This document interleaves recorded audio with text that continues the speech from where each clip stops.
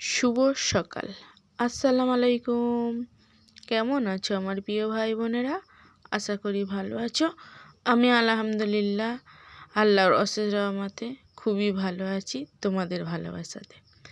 তো চলো, সকাল হয়ে গেছে, উঠে পড়েছি এক ঢোল এক কাশি নিয়ে। প্রত্যেক দিন অনেকে ভাববে এক ঢোল এক কাশি ভালো লাগে না, তা কি করব, ডেলি ব্লগ মানে ডেলি যেমন আমার অন্য মানুষের চাকরি, এটা হলো ডেলি ব্লগ আমাদের।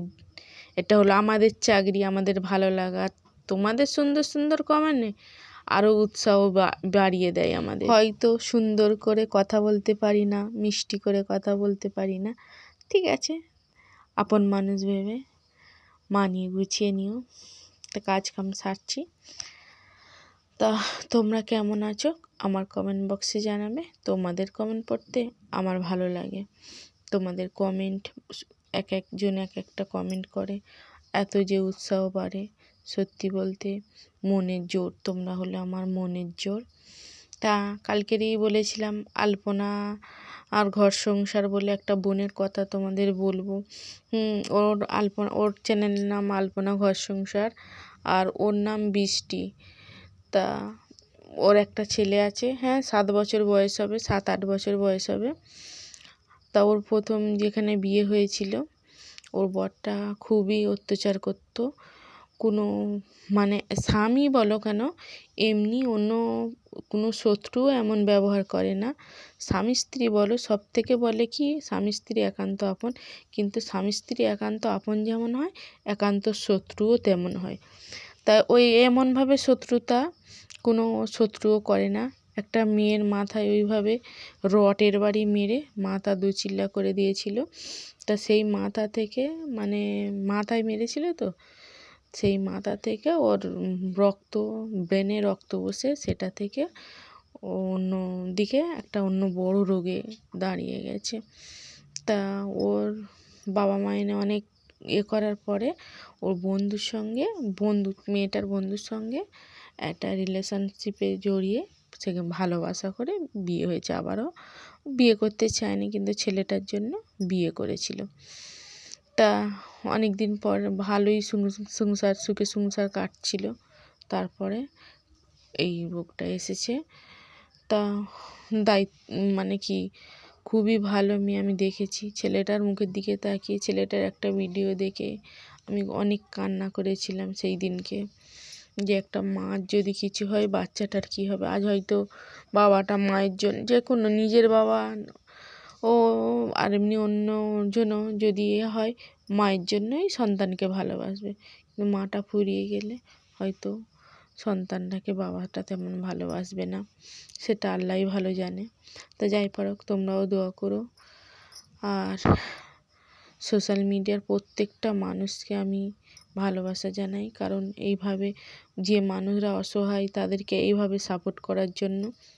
আমি দেখেছি অনেক মানুষরা এই সোশ্যাল মিডিয়া থেকে সাপোর্ট পেয়ে, অসহায় মানুষরা সাপোর্ট পেয়ে আর অনেকে এগিয়ে গেছে। আর তোমাদেরকে অনেক ভালোবাসা জানাই যে তোমরা অসহায় মানুষদের পাশে যেভাবে দাঁড়াও।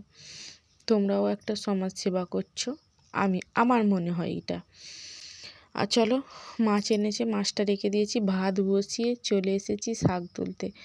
আর তা শাক, কী শাক এনেছি দেখো, এটা হলো সজনি শাক, শরীরের পক্ষে অনেক উপকারী। তো এই শাকটা যাদের হাই প্রেশার আছে তাদের জন্য খুবই ভালো, লো প্রেশার হয়ে যাবে।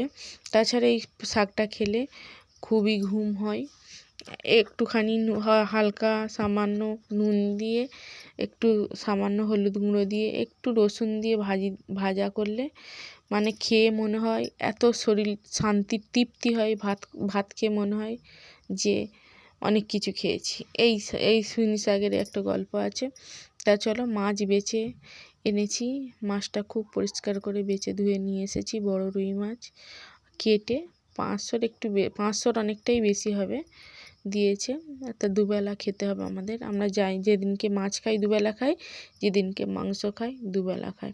গরিব মানুষ, খেয়ে ফকির আমরা আমরা যা করি খেয়েই বাঁচি, তারপরে যা হবে। এখনকার বিক্রি বাজারের দাম যা, ইনকামের থেকে খরচা বেশি হয়ে যায়। কারণ কি বলো তো, সব জিনিসটার দাম বেশি। আগে যেমন দাম কম ছিল, এখনও মানে আলুর দাম, পেঁয়াজের দাম, সব কিছুর দাম আগুন অবতার, দামের প্রচুর দাম।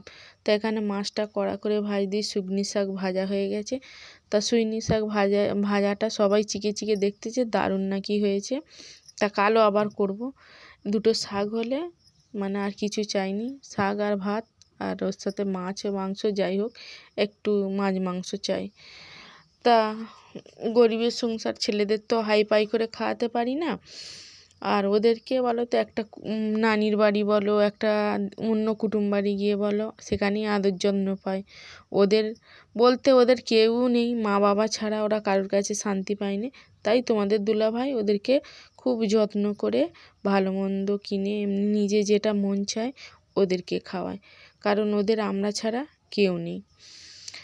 আর ওদের কেউ খোঁজেরও লোক নেই, মানে খোঁজ ধরেরও লোক নেই। আছে একটা মামা আছে আমার, লালটুদা, দুটো মামা আছে মামারাই আছে। আর গেলে সবাই করে, ওর দাদুর বাড়িও গেলে করে, কিন্তু আমার ছেলে যেতে চায় না। ওর দাদুর বাড়ি গেলে ওর কাকারা খুবই ভালোবাসে, কিন্তু ওর বাবা ওদেরকে মানে কি যার যতটুকু নিজের ক্ষমতা ততটুকু ওদের কিনে খাওয়ায়, বা ততটুকু। আর ওই যে সূর্য দেখতে পাচ্ছ, ওটা সবে পড়তি সূর্য, যেন মনে হয় ওই দিকে আগুন জ্বলছে, আগুনের কোনো গোলা উঠছে, কিন্তু না, পড়তি সূর্য। তো খুব সুন্দর লাগছে দেখো পরিবেশটা। আর আমার ফোনটা ধোঁয়া বলে তবু এমন লাগছে, যদি একটা পরিষ্কার ফোন হতো আরও সুন্দর লাগতো। তা ওখানে যাওয়ার পরে আমার সেই ভাইটার বউ বলতেছে, দিদি অনেক লোটে, লাল লোটে শাক আছে মাদার ভিতরে ভিতরে, মানে অনেক গাছ লাগিয়েছে, গাছের ভিতরে ভিতরে তুমি খাও যদি তুলে নিয়ে যাও। তা ভাবিটা খুবই ভালো, আগের বারে ওই রকম বলেছিল শাক তুলে নিয়ে যাও। তা আমি গিয়ে 4টি শাক নিয়ে এসেছি। তোমাদের দুলাভাই যেহেতু শাক খেতে পছন্দ করে, সবাই খেতে ভালোবাসি শাকটা।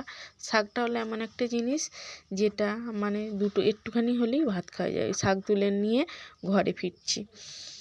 তা অনেক কথা বলে ফেলেছি, কথার মাধ্যমে যদি ভুল ত্রুটি হয়ে থাকে ক্ষমা দৃষ্টিতে দেখবে, কারণ মানুষ মাত্রই ভুল হয়ে যেতেই পারে। আর সন্ধেবেলা প্রাকৃতিক পরিবেশটা ধোঁয়া ধোঁয়া লাগছে, কারণ এখন একদম মানে সন্ধে হয়নি, মোটামুটি মগরিবের টাইম। ঘরে যাচ্ছি, আর আছে আমার সেই ভাই ভাবি আছে, আমি আছি, সাকিবুল আছে, অনেকজনই আছি। ঘরে আসছি, ঘরে ফিরছি। তা ঘরে আসার পরে বাসন কটা মাজার পরে তোমাদের দুলাভাই বলতে, একটু চা করো তো খাবো। তা চা নিয়ে বসে পড়েছি, দুধ চা আর বিস্কুট। আমি বিস্কুট খাবো না বলতে তোমার দুলাভাই তবু 2টো বিস্কুট ভিজিয়ে দিয়েছে, দেখ 3টে বিস্কুট ভিজিয়ে দিয়েছে। তাই এইভাবে ভালো থেকো, সুস্থ থেকো। আজকের এই পর্যন্ত, আল্লাহ হাফেজ।